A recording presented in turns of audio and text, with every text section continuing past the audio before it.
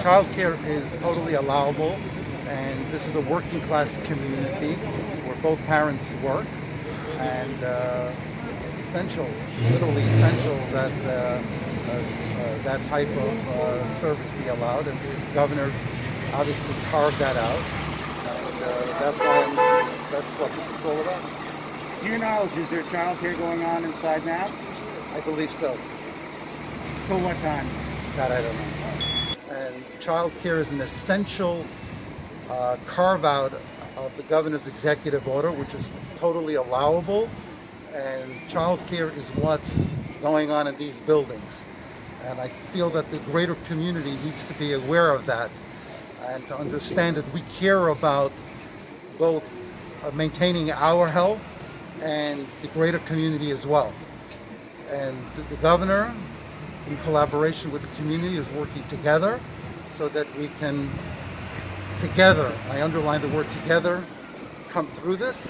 But at the same time, children whose parents work need to be in a safe and healthy environment, and that's what this is all about. Okay. Do you feel that there's any media bias in the coverage of what's going on the last few days? I'm not going to comment on that.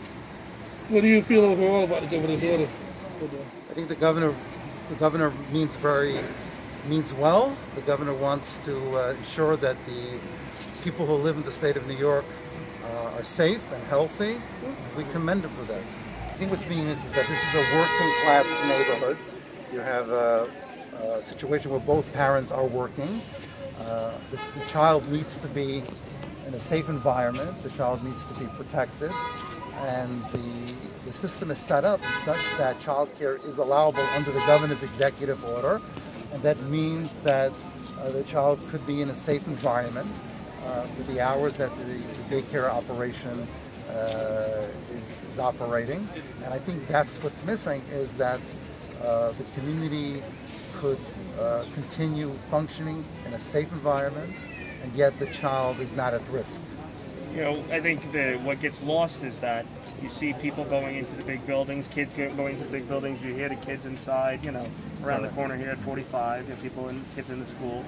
And the thinking is that, well, shouldn't that building have been closed? But that's what I'm saying. Right. So the building is functioning as a child care center. Right. So, and that's allowable. Not only should the government allow that, but the government should actually encourage that even more during this pandemic. Because at the end of the day, parents feel that if they don't work, who's going to put food on the table? Rent needs to be paid, grocery bills need to be paid, and the only way to do that, especially during this pandemic, is if both parents are working.